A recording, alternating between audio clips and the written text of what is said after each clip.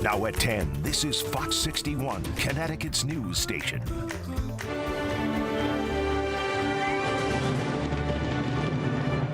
Fireworks have lit up the sky across Connecticut tonight, but a local amusement park has made them pop in a whole new way. Thanks for joining us for the 4th of July on Fox 61 News at 10.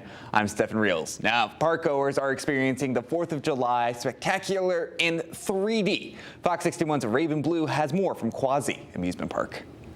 Every year, 4th of July is marked by fireworks across the state. It dazzles crowds with its bright colors and spectacular display. But for the past 15 years, Quasi Amusement Park has been taking their display to the next level with a pair of glasses while also giving back to charity. I think they're pretty fun. I really love it. Kids and adults spent their day at Quasi Amusement Park getting ready for the annual 4th of July fireworks spectacular. But unlike other shows, the one at this park is a little different. We throw a little curveball at it, and it's kind of adds a little element of fun and excitement to it. George Francis, co-owner of Quasi, is talking about 3D fireworks. For the past 15 years, the park has been selling special glasses for visitors to wear to make the fireworks stand out. It just really enhances the show. Not that our show isn't spectacular without them, but it definitely adds to the thrill. Now, while Francis was a little tight-lipped about the 3D aspect of how the fireworks worked, park regulars were more than ready to rave about the show. It's like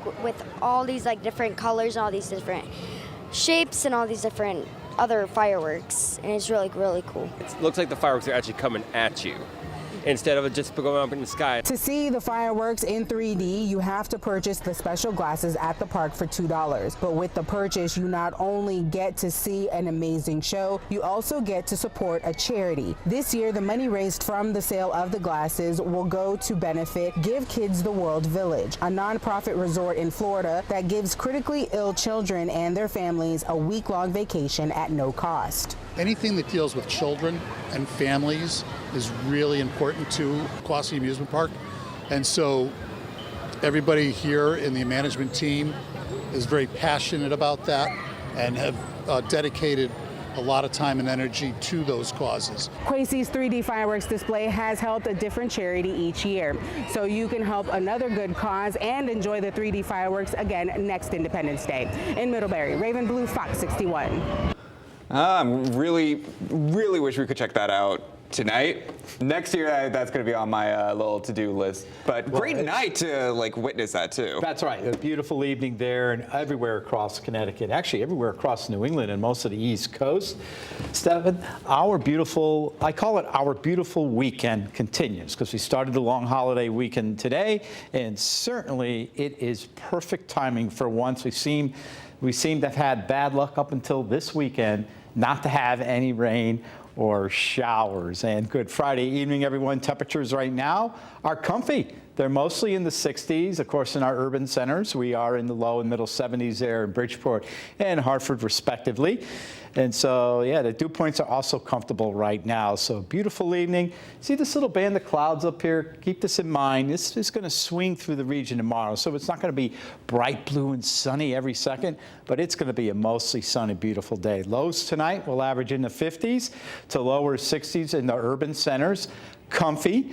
And we are going to have a beautiful day tomorrow with high temperatures topping out into the 70s, maybe getting up into the lower 80s under a partly to mostly sunny sky. Today we had high temperatures in the low 80s. We'll add about another 5 degrees to that. Coming up, I will detail how hot it will get for your Sunday and what you can expect in the early next week. I have good news, no rain this weekend, but what about next week? Are we going to have another round of severe storms? I'll have details coming up on your Fox 61 7-day forecast. Stephen? Thanks, Sam. We'll keep an eye out for that. Now, several beachgoers across the state got a head start on the 4th of July celebrations today, which then caused dozens of beaches across Connecticut to close just about immediately after they opened. And this includes Wadsworth Falls State Park in Middletown, as well as Burr Pond State Park in Torrington. State officials told us at 7:30 this morning of the first beach closure, and one by one, more have closed since then.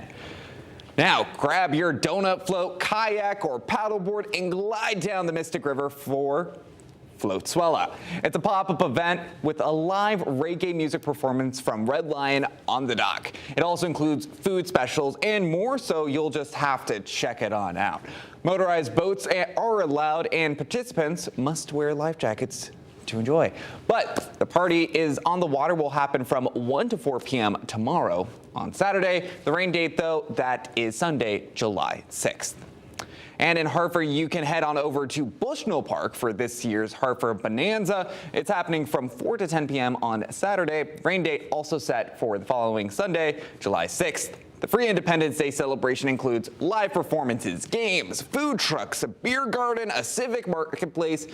The list goes on. And of course, a big fireworks show will close out that festival. We have all of our 4th of July content on our free Fox 61 News app and on fox61.com. So to get that, just scan the QR code you see on your screen to download the app. New at 10, a former West Hartford teacher is facing new charges in an ongoing investigation into alleged inappropriate behavior with students. 47-year-old Nicholas Ricardi was arrested again on July 1st. This makes his 3rd arrest this year following a new complaint involving a young student at Solomon Schechter Day School. Police say Ricardi is accused of inappropriately touching children, often by tickling them during class. He also faces similar charges in Windsor as well. Ricardi no longer is employed at the school and is due in court later this summer. And right now in Brookfield, police are investigating a crash involving a car and an e-bike that happened just after 4 this afternoon. It happened on the 40-acre Mountain Road. The 27-year-old driver struck a juvenile on the e-bike, and the road was shut down for several hours during the investigation. Anyone with information is right now asked to contact Brookfield Police. And new at 10, a wanted suspect is off the streets tonight thanks to a Connecticut State Police canine. Around 10:30 last night, Norwich police responded to reports of a heated argument involving multiple firearms. One suspect fled after a weapon malfunction, but Canine Vader picked up the trail, tracking through the backyards and wooded areas. The suspect tried to run again, but Vader stayed on the scent. He was found hiding near Huntington Place and taken into custody without further incident. Norwich PD charges him with resisting arrest. And in Hartford, a man is in the hospital right now suffering from serious injuries after police say he was shot around 1 this afternoon. The man was in his 40s and he was said to have only been shot once on Francis Street. The investigation is still active and there's no word yet on a possible shooter, but we'll provide updates as they become available. Also in Hartford, an ambulance was T-boned at Capitol Avenue and Hudson Street while responding to a medical call. This happened around 4 this afternoon, and 2 EMS personnel suffered minor injuries. A North Haven woman is now behind bars after police arrested her in connection to an April assault. Officials tell us on April 20th, they found a person on Overbrook Road who had been stabbed. Police couldn't find the suspect in the area, but detectives believe Brittany Young is the person responsible, and she was arrested yesterday. She's being held on a $200,000 bond on a first-degree assault charge. A Seymour man will spend Independence Day behind bars after police found he owned bomb-making materials last night. Police were called to Chaden Road around 10:30 for a domestic incident, and there officers found Joseph Boland had several firearms which are registered to him, but they also found he had makeshift explosives and materials to make them. A bomb squad was called to the home to search it, and the scene was later cleared at 9:30 this morning. Boland faces charges of illegal manufacture of bombs and illegal possession of explosives and fireworks. He's due in court on Monday. Now to a Fox 61 update. Watertown police about what caused a deadly motorcycle crash yesterday afternoon. Officials say a pickup truck and a motorcycle crashed on Litchfield Road around 3. Police say the motorcyclist, 20-year-old Hunter Loomis from Oakville, died at the hospital. Investigators say the driver of the truck wasn't hurt. And a new deadly drug on the streets of Fairfield County is connected to 5 overdose deaths this week alone. That's out of 22 people reported to have died from an overdose in just 3 days. Officials now try to get ahead of the problem before it grows any more. Fox 61's Victoria Anderson spoke with members of one community who hopes to slow the spread. Last year, overdose rates in the state were down by 26%. Despite that, the battle to keep those numbers down is a never-ending one, and the focus for those in Fairfield County is all on prevention.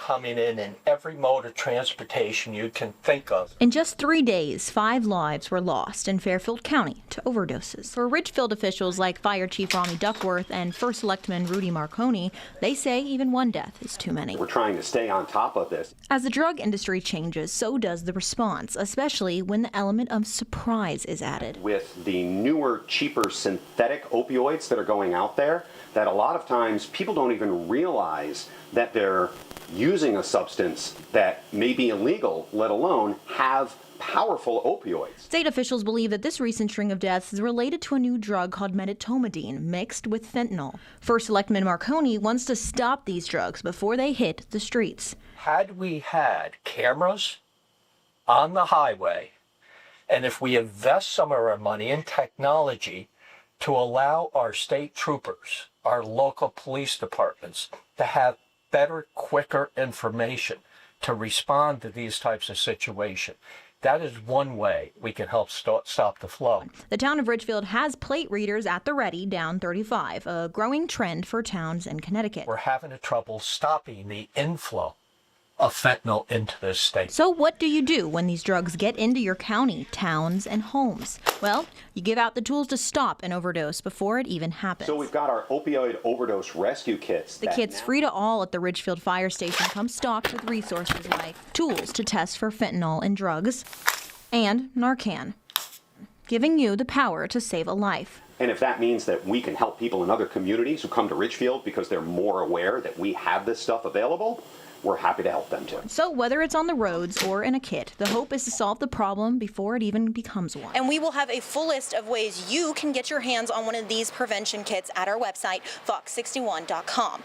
Reporting in Ridgefield, Victoria Anderson, Fox 61.